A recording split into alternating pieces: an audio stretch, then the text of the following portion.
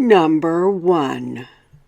I have finally decided to submit one of my own scary stories. I have had a lot of creepy, spooky experiences in my time thus far, but here is one that sticks with me the most. I was about 12 years old, and my school wasn't very far from where I lived.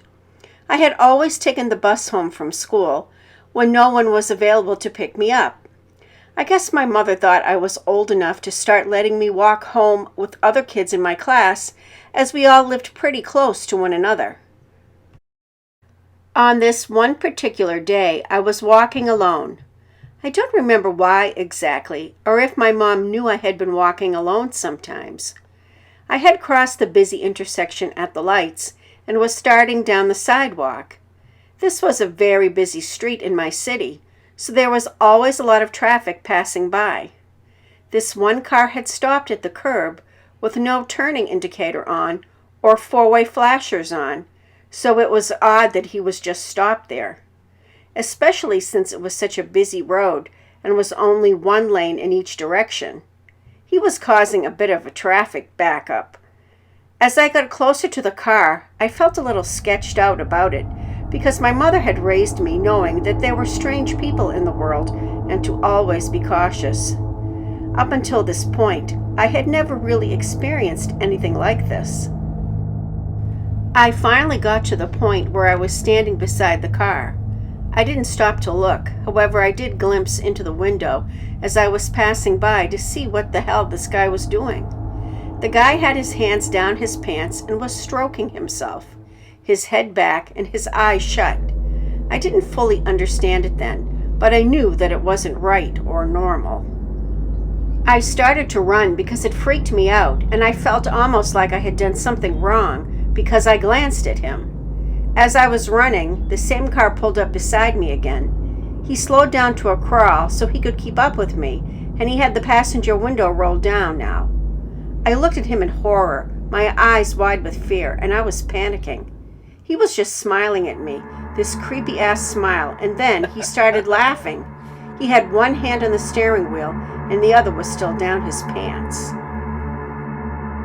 I booked it so fast that I felt like my chest was going to explode. I ended up turning down an alleyway onto the street beside it, so I would lose the guy. I heard his tires squeal as he sped off. When I came out of the alley onto the next street, just as I was about to get to the next alley, I saw the same car coming around the corner, slowly, as if he was looking for me. The entire rest of the way home, I kept looking over my shoulder while power walking to get home as fast as I could. It couldn't have been more than 20 minutes that this whole ordeal went on, but it felt like 20 hours to me. I never told my mother about this incident because I was scared and somewhat ashamed about what I had seen, as if I had done something wrong. Number 2. So this happened to me outside of school around 2 years ago. It was 4 p.m. after school hours, as my friend Marie and I decided to stay behind to practice piano. We decided it was time for us to head back to my house and headed out the gate. We were almost at the gate that leads out of the school grounds when a man shouted to us, "Hey, could you help me, please? My car has broken down." Now, no one was around, as it's way after school hours, and the staff were still inside packing away or working. I can't remember his facial features too well. He looked like a normal, everyday man. He stood next to a silver family car and had his door open. Marie tried to pull me away. I had frozen in my spot, rooted to the ground. I was well aware of strangers and what could happen if you encounter the wrong person, but I have a sort of kind nature and wondered if this man really needed help. Again, Marie tried to pull me away, and I could understand that. She had a similar experience where her sister was almost kidnapped, so knew not to trust strangers. I remember her saying to me, "Don't trust him. Whether he needs the help or not, it's not worth taking the risk." By now, the man was pretty much begging for us to help him, saying he had a child and that he needed to get home. My kind nature had me take a couple of steps towards the man, despite the fact that I was a shaking mess. I could hardly breathe and couldn't calm myself down. I've never felt more terrified, but I still stepped forward, so unsure of what to do. The feelings that I had inside me still confuse me. I am basically having an internal war with myself. I was shaken to the core, yet I wanted to help the man. Eventually, I was so weak in my knees that just a simple tug from my friend sent me out the gate. We stopped for a minute, Marie hugging me and reassuring me. I don't know why I was so frightened. Then I looked up and saw the silver family car driving away. That sent me into fits of sobs and shakes. We both walked home, phones at the ready to call the police if anything happened, but still shaking with the thought that we were almost kidnapped. The thing that makes everything so much worse, however, is that a student from the year above me claimed to have almost been kidnapped by a man of the same description. However, not the same car. Could it have been the same man? The thought of what could have happened if I hadn't had Marie with me still scares me. What if I had walked up to the man? What if he just ran at me while I was rooted to the spot? The other student reported her incident, but it didn't help. They never found him.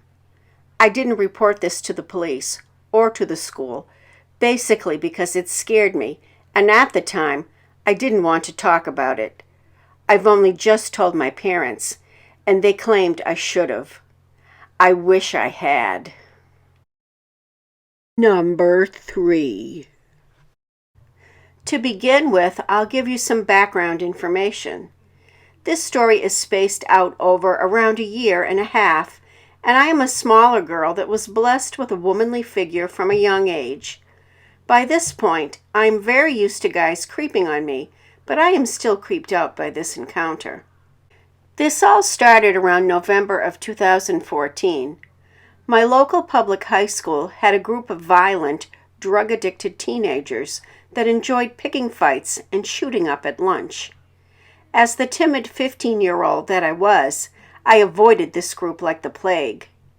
This one kid, who was part of the drug group, James, was in the band just like me. Annually, they take the band a couple hours from home to perform at schools and smaller festivals. My friends and I were so excited to go, and it all went pretty smoothly until we were on this bus to our first performance. My best friend at the time, Max, was the kind of person that hated for others to feel lonely or to get left out. She noticed James sitting in the row next to us, all alone. She struck up a conversation with him, and he seemed nice enough, but I was uncomfortable in his presence. He just gave off a weird vibe. If Max thought he was all right, then he must be nice enough, right? How wrong was I? Throughout the tour, James stuck to us like glue. He was more annoying than creepy, but Max assured me that he really was a nice guy. He just didn't have good social skills. By the end of the tour, James often talked about how he sees the devil in his dreams and he's going to possess him, and other creepy stuff like that. Being the idiots we were, this still didn't ring any warning bells. We finally got home from this tour, and my mom picked me up from the school. I was glad to get away from James for the weekend. For the next few weeks, James ditched his druggo group and constantly was hanging out with my group of friends. Wherever I went, James was always right there and always staring at me with these empty eyes. I got over it just assuming he was high, but got more creeped out when he started catching my bus and then getting off at my stop. He'd follow me to my house just before I walked into it. He'd turn the other way and continued up the street. So this creep knew where I lived, and I didn't like it one bit. Many smaller encounters with him occurred for the remainder of that year. Between December and January, James' creeping turned into full-blown stalking. I had just gotten out of the shower after my first day back at school over the holidays, and I checked my phone. There were 75 unread text messages from a group chat with Max and James in which I was included. The conversation went something like this. I'm going to kill myself if I can't be with her. James, don't do it. Who Who are you talking about? James then sent a photo of his arm with my name carved into it. I freaked out, and James sent me the following messages, which made me even more afraid. I know you are home alone. I have a knife. I'm coming to find you. Max and I were freaking. Because I was home alone, she Skyped me for a majority of that night, so I wasn't alone. Nothing else happened that night, and I am so lucky for that. I was stupid enough not to tell anyone at this point. I was just so afraid of getting in trouble. The next night, I got a call over Facebook Messenger from James, and I immediately declined. 35 calls later, he got the hint and stopped. Once he stopped calling, I blocked his Facebook, Instagram, Snapchat, and his phone number. I removed any trace of him in my life in hopes of feeling better. It worked, and I fell asleep for a few hours until I was awoken by my phone ringing again. It was a private number, but I knew it was James. I declined, and he calls again. This happened around 20 more times, and I was pissed.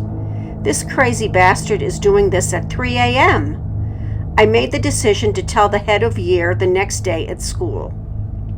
That day, I talked to my head of year, showed her screenshots of all the conversations, and showed her the very graphic photo of my name carved into his forearm. I anxiously waited for a response from her, but I got nothing. The next day at school, I approached her, and she said that James just took a crush to the extreme, and I should be flattered. I snapped at that moment and broke down in tears. I hadn't slept in the last few days, and the stress of school assessments had all piled up. I was sent home because of my fragile mental state. A few weeks later, James was sent away to an all-boys boarding school, and all was well. I thought it was the end of James, and I could get back to normal. Mid-November 2015, it had been a year since my first encounter with James. I was more wary about guys, but besides that, all was normal. I had a fight with Max, and we stopped talking, and now I was best friends with a girl named Kat. Kat knew all about what happened between James and I, but we didn't really talk about it. I also had changed my group of friends. We were all in band and about to go on tour again. A few days before we went on band tour, guess who shows up? James! I asked the teacher running the tour if James would be attending, and he was! At this point, I am fuming, and Kat explained to the teacher how he had stalked me for so long. This makes no difference, so I refused to go on the tour and demand my money back. This tour cost over $600. I was told that I couldn't get it back. I didn't want to waste such a large amount of money, so I had to go. My dad sent the school an email saying that if I was harassed by James at any point of this tour, they would be involving the police. The first few days of our tour went smoothly, and I didn't notice James at all. On the second to the last night, we were taken on a disco river cruise. I'm claustrophobic, so for a majority of the cruise, I stayed on the deck of the boat in the fresh air. Kat dragged me down onto the dance floor because they were playing our song. I immediately spotted James standing away from the crowd, talking to one of my peers. I felt sorry for her, but decided to dance. It was nearing the end of the cruise, and the last song was playing. I felt someone brush up against me, and I immediately knew who it was. Before I could react, James forced himself up against me from behind while grabbing me and grinding on me. He whispered in my ear how good I looked and that he was going to take me there. Then James just walked away like nothing had happened. I looked petrified, and Kat immediately knew something was up. She walked me away from the crowd, and I had a full-blown panic attack. The mixture of the loud music, small crowded space, and James broke me. The boat arrived at the dock, and it was pouring rain. Kat, my hero, races to the bus and saves me a spot as far away from James as possible. She must have warned a couple of my guy friends to keep James as far away from me as possible, and they did. One friend half walked, half carried me because I was shaking so much to the bus. He sat me down on the window seat up the back, and the rest of my friends sat around Kat and I so he couldn't get near me. That plan failed because James apparently sat down near me. Halfway through the bus ride back to the hotel, one of my friends caught James filming me. Once I was safe in my hotel room, I told a trusted teacher about the experience, and he was pissed. I was told that he would be sent home. This gave me a sense of security, and I fell asleep for the night. The next morning, James was still in the hotel. I asked the teacher why. He said that there was no proof of this and that I couldn't do anything about it. My once trusted teacher then shrugged his shoulders and said, "Boys will be boys." Because of this encounter, I moved schools, have regular counseling, and am still trying to get justice for what he put me through. Nobody will take me seriously, and James got off scot-free. I am so afraid that he will do this to another girl. Everyone, please remember to be cautious about who you choose to let into your life, and go with your gut. If someone seems off, they probably are. CreepyMina here of the Worst Nightmare channel. I hope you enjoyed those 3 stories of women in stalker-like situations.